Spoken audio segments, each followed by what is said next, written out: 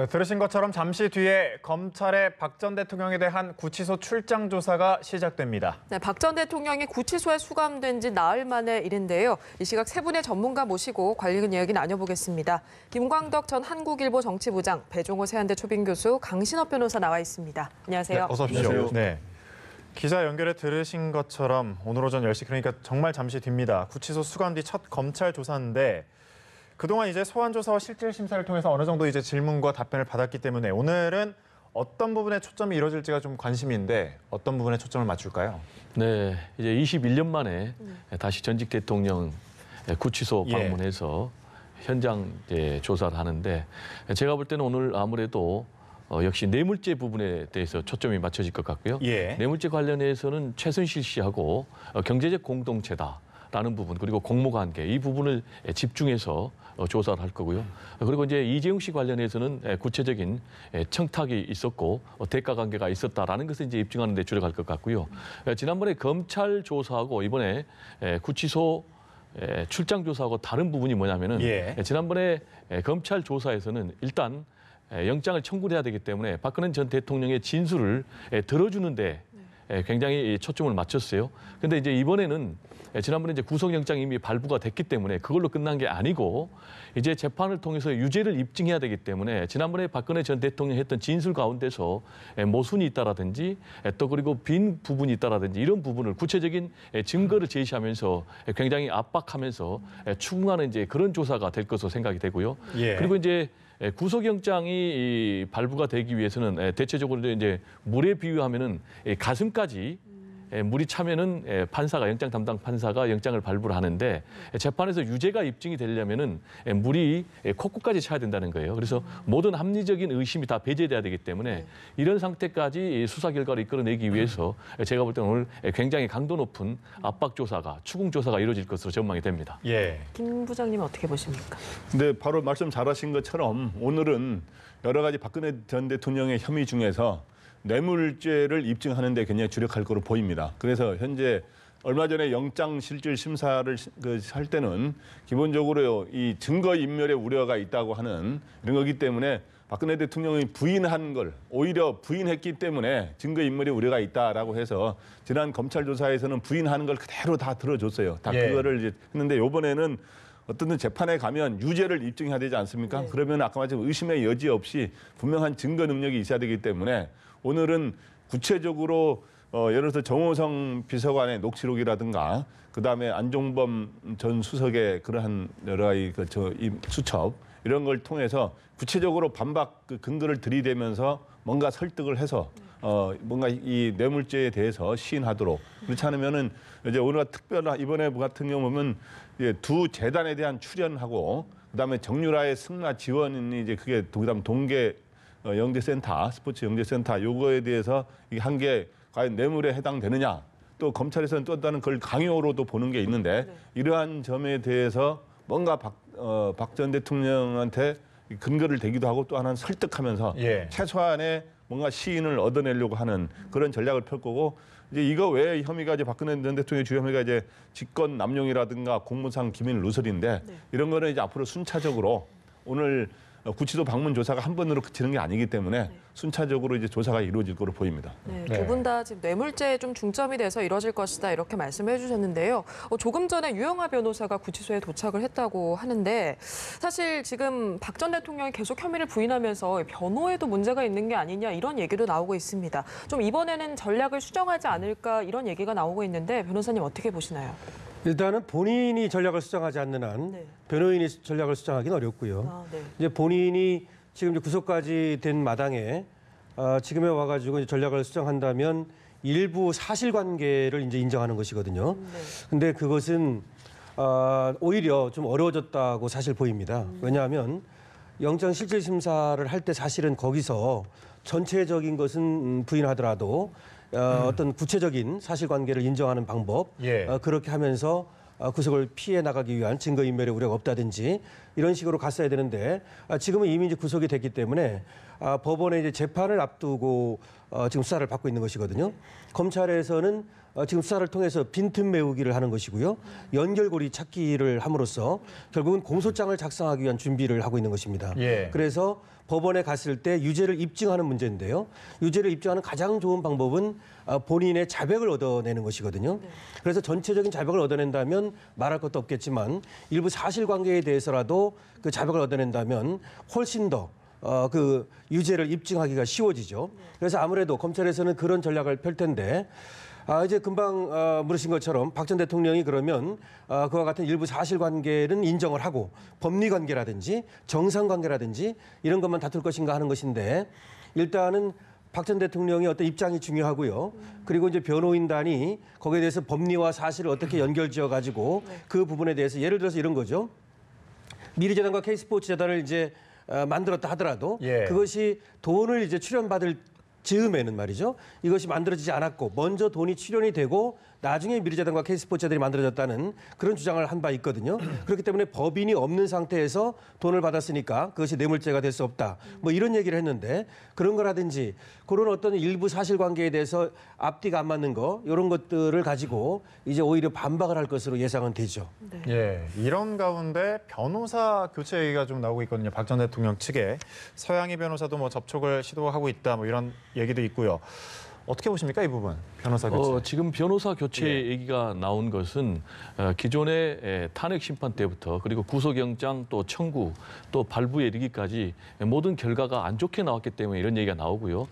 또 하나는 실제로 박근혜 전 대통령 탄핵 심판 때 법률 대리인단 구성을 보면은 면면을 보면은 너무 약체였지 않느냐라는 지적이 나오거든요. 구체적으로 노무현 전 대통령 탄핵 때하고 비교하면은 노무현 전 대통령은 대리인단에 이용훈 전 대법원장이라든지 감사원장 출신 이렇게 굉장히 거물급들이 포진돼 있었는데 이번에 이제 거꾸로 박근혜 전 대통령 같은 경우는 뭐 김평호 변호사라든지 서석구 변호사라든지 이런 사람들이 이제 막말 변론을 통해서 굉장히 국민 여론을 자극하고 심지어는 이제 법정에서 재판관들 직접 공박하는 법정 모독 행위까지 서슴지 않아가지고 결국 이제 심판관 전원 일치의 8대 0의 예. 탄핵 파면 결정을 만들어내는데 그분도 상당히 영향을 미쳤다 이런 분석이고요. 또 이제 실제로 구속영장을 검찰이 청구하는 데 있어서 방금 변호사님도 말씀하셨지만은 객관적인 사실관계는 인정을 하면서 법리 다툼으로 갔으면은 검찰도 구속영장을 청구하기는 좀 어려웠을 거예요. 그리고 실제로 영장 담당 판사도 볼 때 그 부분이 만약에 객관적인 사실관계를 인정했다면은 도주 우려가 없기 때문에 증거인멸의 우려가 있다라고 하기는 좀 어려웠는데 전면 부인하는 바람에 결국은 이제 구속영장이 청구가 됐고 또 발부가 됐다고 보입니다. 이런 부분과 관련해서는 제가 볼 때는 이제 박근혜 대통령 변호인단을 지금 교체할 가능성도 상당히 높고요. 실제로 지금 변호인단도 보면 굉장히 약체입니다. 예를 들면 이제 검사장 출신, 고검장 출신도 전혀 없고요. 그래서 그 부분을 이제 보강한다는 얘기가 있는데 지금 이제 오늘 박근혜 전 대통령 출장 조사와 관련해서 박근혜 전 대통령이 제가 볼 때는 기존의 태도를 바꿀 것 같지는 않아요. 그렇게 되면 과연 오늘 현장 조사에 성실히 임할지도 저는 굉장히 미지수라고 봐요. 왜냐하면은 지금 검찰 측에서는 굉장히 증거가 차고 넘치거든요. 그래서 이제 박근혜 전 대통령은 하나 예를 들면은 최순실 씨 관련해서 자기는 전혀 모르는 일이다. 최순실은 단지 이제 자기의 옷가지를 챙겨주는 그런 여인이다. 그리고 청와대 체계가 보좌될 때까지 갖춰질 때까지만 했다라고 얘기를 했지만은 계속해서 최순실 씨가 보좌를 어떻게 보면 해왔지 않습니까? 예. 또 문서 기밀이 있었지 않습니까? 그런 것과 관련해서 구체적인 증거를 들이댈 때 박근혜 전 대통령이 할 말이 없거든요. 그런 측면에서 제가 볼 때는 오늘 검찰 현장 조사에서 과연 박근혜 대통령이 성실하게 조사에 응할 것인가? 제가 볼 때 굉장히 회의적입니다. 예. 한마디만 좀 보완하자면요. 뭐 여기 전문가도 계시지만 어차피 이제 검찰 수사의 강을 넘어서 이제 법원 재판이라고 하는 벌판으로 가지 않았습니까? 그러면은 어차피 그 장이 바뀌었기 때문에 변호인들을 완전히 교체는 안 하더라도 일부 보완하는 것은 불가피할 것으로 보입니다. 그래서 예. 예를 들어서 이제 법 판사들 이제 고위 판사를 지낸 예를 들어서 법원장급 이상을 지낸 판사들을 일부 기용한다든가 이런 것들은 불가피할 거로 보이고 그래서 그러한 지금까지는 주로 정치적으로 같이 운명을 같이 해온 정치인 출신 변호사들이 많았거든요. 유영하 변호사도 그렇고 홍범규 변호사도 그런데 이제 그러한 변화가 있을 거로 보입니다. 저는. 네. 그 변호사님께 궁금한 게 이 서양희 변호사랑 신동욱 공화당 총재 제부죠. 이 박 전 대통령을 찾았는데 면회를 못하고 돌아갔다고 하더라고요. 뭐 접견자 제한 때문이라는데 이게 어떤 건지 좀 설명해 주시죠. 기본적으로 이제 접견을 가도 말입니다. 네. 그 구치소에 있는 이 수감자가 네. 접견을 하지 않겠다 그러면 기본적으로 못 합니다. 거부할 수 예, 거부할 수 있는데 먼저 그것을 검찰이 신청해서 법원이 접견을 제한하는 경우가 있어요. 네. 그것이 우리가 알고 있는 최순실입니다. 그래서 최순실은 변호인 외에는 가족까지도 예. 접견을 못하게 했다가 얼마 전에 풀렸죠. 네. 그리고 이제 안종범 같은 경우에는 그 변호인과 가족들만 접견할 수 있었거든요. 그것은 이제 검찰의 신청에 의해서 법원이 제한을 한 것이고요. 지금 박 전 대통령 같은 경우에는 거기에 들어가면 이제 자신의 어떤 그 정보라든지 어떤 그 접견을 할 사람, 뭐 제안할 사람 이런 것들을 문서로 써서 낼 수가 있는데 거기에다가 자신의 어떤 그 정보를 개인 정보를 제출하는 것을 거부했다는 것이고요. 그다음에 지인이라든지 이런 사람 쓰는 거 이런 것도 안 했다는 겁니다.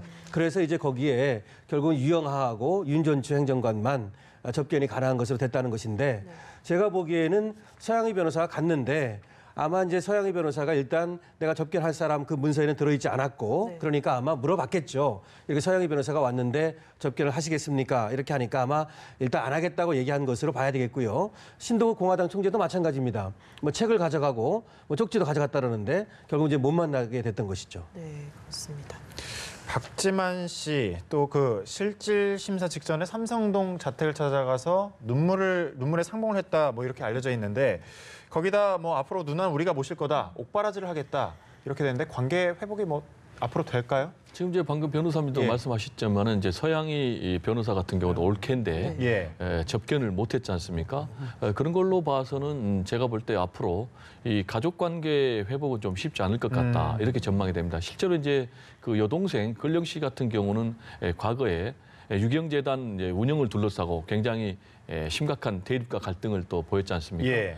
그리고 박지만 동생 같은 경우도 사실은 뭐 다 아는 사실이지만은 마약 전과가 있지 않습니까? 그런 부분과 관련해서 과연 박근혜 전 대통령이 동생 박지만 씨 그리고 근령 씨를 어느 정도 신뢰했었을까라는 부분에 대해서 상당히 좀 회의적인 생각이 들고요. 여기에다 플러스 최순실 씨 같은 경우는 어떻게 보면 40년 예. 최태민 씨 관계 아닙니까? 그런 점에서 이제 최태민 씨 또 최순실 씨 이 일가들은 박근혜 전 대통령이 정말 어려웠을 때 절망의 시간에 자기의 모든 것을 다 챙겨주고 보좌를 했거든요. 어떻게 보면 이제 가족보다 더 필요한 존재라는 거죠. 근데 이제 이분들이 어떻게 됐냐면은 정윤의 문건 파동에서도 우리가 노출됐지만은 최순실, 정윤의 그리고 또 문거리 3인방 해가지고 철저하게 이 박지만 또 동생 근령 씨들 가족들을 고립시키는 그런 부분이 있었거든요. 그런데 이제 문제는 제가 볼 때는 이제 박근혜 전 대통령과 그리고 최순실 씨하고 관계가 과연 정상적인 관계인가라는 부분에 대해서 제가 굉장히 좀 의문이 들거든요. 제가 볼 때는 최태민 씨로 이어지면서 뭔가 일반적인 관계를 뛰어넘는 특수한 관계까지 가지 않았나 이런 생각이 좀 듭니다. 네. 뭐 이런 가운데 최순실 씨 재판에 정호성 전 비서관이 나왔는데 예. 뭐 박 전 대통령이 고위직 인선안 등에 최 씨의 의견을 방영하라 이렇게 말했다고 했고 뭐 자료 보는 거를 힘들어했지만 최 씨가 박 전 대통령이 좀 적극적으로 도움을 요청했다 이렇게 좀 진술을 한 바 있다고 하는데 이런 진술이 좀 재판에 영향을 줄 수 있을까요? 약간의 뭐 영향을 줄 거라고 생각해서 이야기를 했겠죠. 증인으로 나와가지고 네. 최순실 재판에 증인으로 나와서 이야기한 거니까. 근데 이제 어저께 새로 나온 이야기는 뭐냐 하면 최순실 씨가 어떤 때는 자료를 보기를 귀찮아하고 네. 괜히 어떤 데 답변을 안 보내오고 힘들어했는데 그래도 보냈다라고 한 거는 뭐냐 하면 최순실 씨를 어느 정도 유해주기 위한 발언으로 보입니다. 왜냐하면 최순실 씨가 무슨 원해가지고 우리가 공무상 기밀을 준 게 아니고 귀찮아하는데도 우리가 필요에 의해서 뭐 예를 들어서 대통령의 표현 따라 심경 표현이라든가 여러 가지 이런 것들 도움을 구하기 위해서 이제 줬다는 거 아닙니까? 네. 예, 그런 거 있고 또 하나는 이거를 박 대통령에 대해서는 어떤 진술을 했냐면 여러 가지 최순실이라든가 여러 사람 의견을 듣는데 최순실 의견도 듣고 해라. 그러면서 포괄적으로 지시를 했고 예. 건건이 이거를 줘라 저거는 전하지 말라 이렇게 한 게 아니었다. 그래서 결국에는 이것은 박근혜 대통령, 당시 대통령이죠. 예, 국정 운영을 위해서 내가 한 것이다라고 해서 어떻든 정호성 전 비서관 입장에서는 박근혜 전 대통령과 최순실을 어느 정도 약간 변호해주는 듯한 그런 발언을 한 것으로 비칩니다. 예. 한편으로는 이제 우병우 전 청와대 민정수석 네. 6일, 그러니까 한 이틀 뒤에 소환 조사할 것으로 알려졌는데 어제는 또 이제 세월호 수사 외압 혐의와 관련해서 또 이야기가 나왔었죠. 이번엔 뭐 영장 발부 가능할까요? 글쎄요, 뭐 가능성이 있다고 봐야죠. 세 번째 아닙니까? 예. 11월에 불렀었어요. 특수본 1기에서. 그리고 특검에서 2월에 불렀었죠. 그다음에 이제 세 번째 다시 이제 소환을 하는 것이고, 이제 검찰에서도 조사를 한 다음 영장을 청구할 수 있다라고는 얘기를 지금 하는 것 같아요. 예. 지금 이제 우병우 전 수석의 이제 개인 비리 부분이 있고, 그다음에 개인 비리가 아닌 이 공적 관련 비리가 있는데, 지금 나오는 것이 이제 세월호 수사와 관련해서 외압을 가했다라고 하는 예. 것이죠. 이때가 이제 2014년 6월인데요. 세월호에 대한 전반적인 어떤 수사가 이루어지고 있었어요. 광주지검에서 말이죠. 예. 그런데 그 형사 2부장 당시 여기에다 전화를 걸어서 수사를 확대하지 말라라고 하는 외압을 가했다는 것인데, 그 해경의 서버 그런 것들을 이제 검찰에서 압수수색하려고 했었거든요.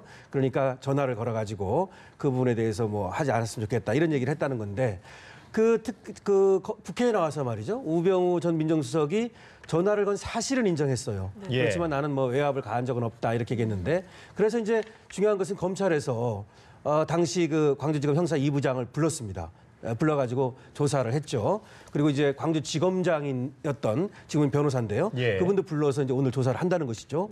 그리고 그와 관련해서 우병우 전 수석과 관련해서 이미 46명 정도를 조사를 했다고 그래요. 그러니까 전반적으로 조사가 됐던 것이고요. 예. 또 하나는 이제 우병우 전 민정수석이 그 수석 전에 비서관이 먼저 됐지 않습니까? 예. 2014년 5월에 됐는데요. 그 이후에 그 정강의 통장으로 돈이 들어온 게 있었어요. 그래서 그 돈이 들어온 것이 과연 변호사를 할 때 그 돈을 나중에 받은 것인지, 아니면 민정수석 임무와 관련이, 그 민정비서관 임무와 관련이 된 것인지, 예. 그런 것들을 또 전번에 수사를 했었거든요. 네. 그래서 M사라고 하는 곳을 2월 달에 전격적으로 압수수색한 적도 있었습니다. 그래서 그런 것과 관련해서 우병우 전 민정수석의 어떤 직권 남용이라든가 직무유기라든가 개인 비리라든가 이런 것들을 전반적으로 조사하겠다는 것인데, 이번에는 아무래도 우병우 전 민정수석이 그 구속을 피하기가 쉽지는 않을 것으로 이렇게 생각이 됩니다. 예. 네, 네. 제가 이제 이 부분에 조금 첨언하면은 네. 이번에 이제 우병우 전 수석을 6일쯤 소환한다는 거 아니겠습니까? 예. 그래서 세 번째 조사한다는 건데, 우병우 전 수석의 수사와 관련해서는 제가 두 가지 중요한 포인트 같다 생각합니다.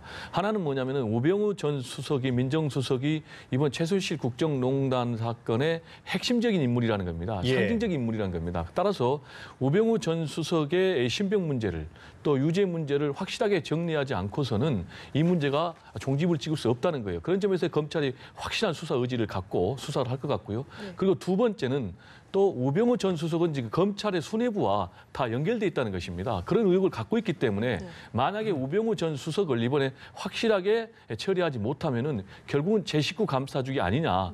그리고 검찰의 고위직 수뇌부하고 커넥션이 있기 때문에 결국 봐준 거 아니냐라는 국민적 의혹이 계속 제기 때문에 예. 제가 볼 때는 이 두 가지 측면에서 이번에 검찰도 확실한 수사 의지를 갖고 수사할 수밖에 없다 이렇게 보고요.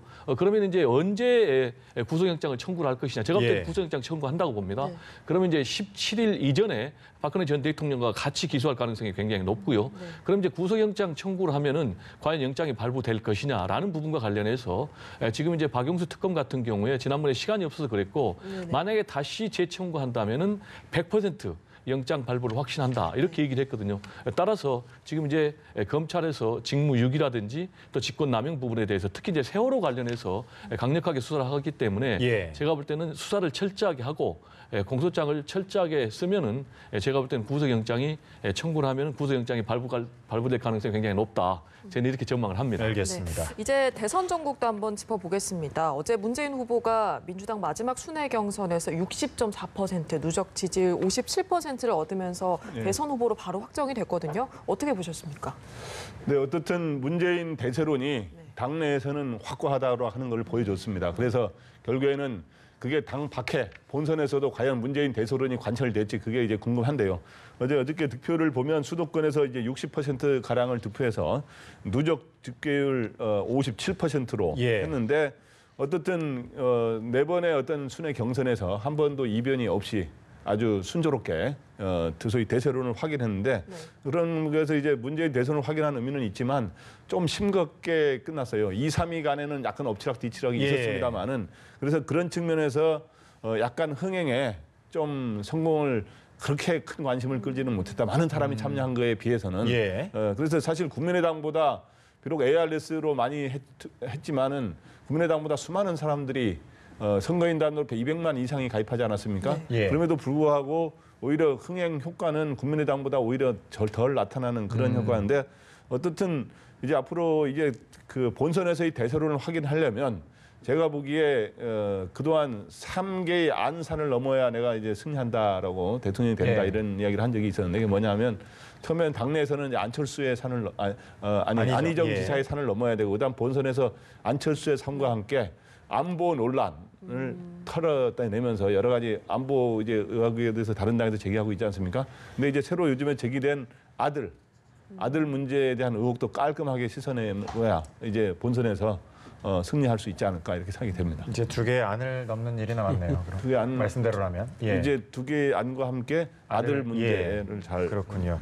이제 또 하나 초점 맞춰야 될 게 안희정 후보, 이재명 후보 그 지지율이 이제 어디로 넘어가느냐가 초점이거든요. 어떻게 될 거라고 보십니까? 네, 이제 그 부분이 이제 굉장히 예. 중요한 부분 아니겠습니까? 그래서 문재인 주자가 예. 당내에서는 이제 압승을 거뒀지 않습니까? 그건 이제 어떻게 보면은 이제 예정된 그런 결과였는데 그러면 앞으로 과연 본선에서 승리하기 위해서는 어떤 과제가 있느냐라면은 그 첫 번째 과제가 결국은 내부 통합입니다. 예. 당내 통합입니다.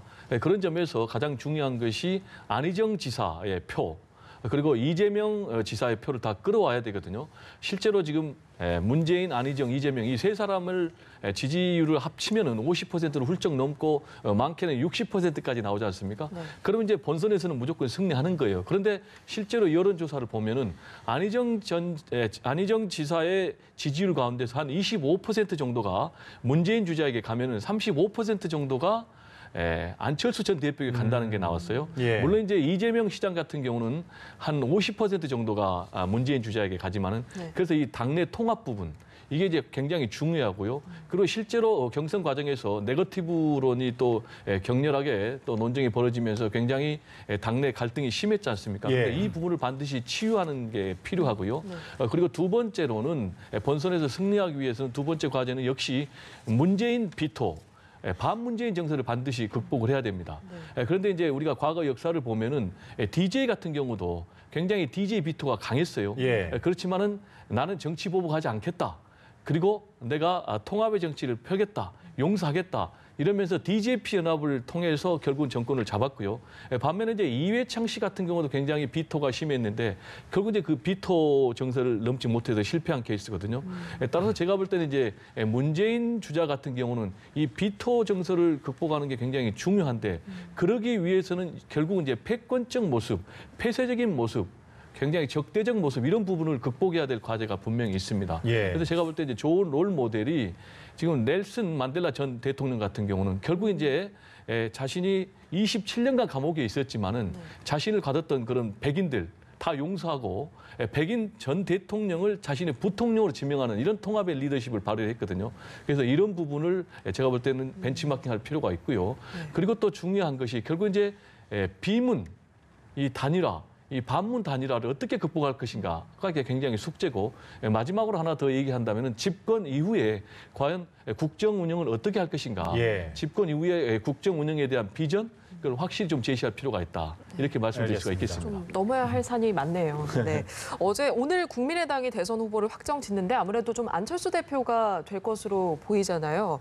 네. 한 여론조사에서 안철수 후보랑 문재인 후보 양자 대결을 좀 조사해봤더니 43.6 대 36.4로 안 전 대표가 앞서는 결과가 나왔거든요. 이게 실제로 좀 지지율이 올라간 거라고 보시나요? 네, 오늘 일단 경선 결과를 예측하면 네. 오늘은 이제 국민의당이 이제 후보를 선출하는 날인데 사실상 발표만 남겨놓은 거 아닙니까? 안철수 전 대표가 지금까지 누적 득표율 71.95%니까 오늘 여론조사까지 더해서 이제 발표를 하게 되는데 후보가 될 게 거의 확실하고요. 그러면 이제 두 사람이 과연 양강 구도가 벌어지느냐. 여기서 양강 구도 여론조사에서 지금 어제 나온 조사에 보면 안철수 후보가 문재인 후보하고 양강 대결을 펼칠 경우 이기는 거로 나오는데 네. 얼마 전에는 조금 오차 범위내에서 지는 거로 나온 또 조사가 있어요. 네. 그래서 이제 근데 실제로 양강이라고 하는 거는 이제 양강이 이루어지지는 않았잖아요. 네, 지금 네. 나머지 후보들이 있잖아요. 네. 홍준표 후보도 있고 유승민 후보니까 이거는 가상 대결인데 너무 이거에 비중을 두는 거 아니냐 해서 지금 민주당이 상당한 불만을 제기하고 있어요. 네. 양강이 되기도 어려운데 왜 양강으로 조사를 하느냐. 그런데 이제 이번 조사는 참고로 이런 건 있습니다. 이번에 조사 방식이 민주당에서는 이 조사 방식이 잘못됐다면서 선관위에 조사를 의뢰하겠다고까지 했는데 왜냐하면 일반적으로 지금 여론조사는 핸드폰 플러스 가정전화 조사를 섞어서 적당한 비율을 섞어서 조사를 하는데 이번에 그 조사는 유선 전화에다가 핸드폰은 빼고 인터넷 패널을 평소에 관리하는 인터넷 패널을 60% 유선 전화 40% 이런 조사를 했기 때문에 굉장히 안철수한테 유리하게 나왔다면서 민주당에서는 이 조사를 믿을 수 없다라는 선관위에 의뢰를 하겠다고 그랬는데 왜냐하면 이번에 조사에는 민주당 지지율이 30% 이하로 나왔어요. 네. 그래서 보통 이제 근데 이제 이쪽 조사 쪽에서는 뭐냐 하면 현재 샤이 보스들이 반영이 잘 안 되고 있다 일반 여론조사에. 근데 여기에는 샤이 보스들이 좀 반영이 되기 위한 거다라고는 이런 하여튼 논쟁이 있는데 어떻든 이런 조사 결과가 나온 것도 관심이지만 민주당이 이거에 대해서 굉장히 민감한 반응을 보이는 거는 그만큼 안철수 전 대표의 추격세가 만만치 않다고 하고 긴장한다는 걸 뜻하는 겁니다. 예. 마지막으로 짧게 질문 하나 드릴게요. 자유한국당 홍준표 후보, 바른정당에 계속해서 러브콜을 보내고 있는데 유승민 후보는 좀 빼고 이렇게 계속 러브콜을 보내고 있습니다. 어떻게 연대 가능성 어떻게 보십니까? 네, 한마디로 보면 지금 이제 홍준표 후보가 하는 행보는 지금 유승민 후보 고립 작전이거든요. 계속해서 이렇게 나갈 수밖에 없고요. 그리고 지금 유승민 후보 같은 경우는 이제 TK에서도 내가 배신자가 아니고 친박이 배신자다. 박근혜 전 대통령이 오히려 배신자라면서 이제 정면 대결 양상으로 가고 있는데요. 이번 대선에서 이제 굉장히 가장 중요하게 봐야 될 대목이 결국 이제 구도입니다. 오자 대결 구도로 갈 것인가? 아니면 삼자 대결 구도로 갈 것인가? 아니면 사실상의 양자 대결 구도로 갈 것인가? 이 부분이 사실은 대통령이 누가 될 것인가하고 직접 맞물려 있는 부분인데요.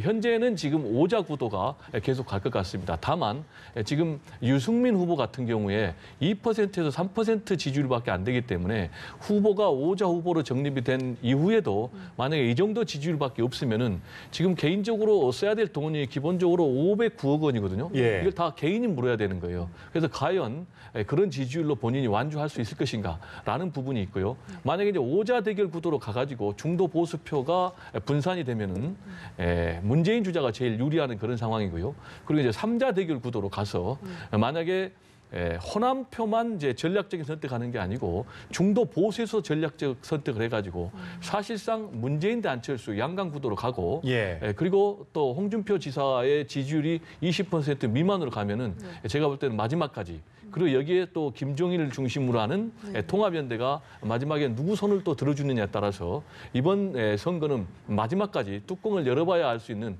그런 불확실성의 대선 판세가 계속될 것으로 저는 전망을 합니다. 그렇군요. 알겠습니다. 지금까지 김광덕 전 한국일보 정치부장, 배종호 세한대 초빙 교수, 강신업 변호사와 함께했습니다. 고맙습니다. 네, 감사합니다.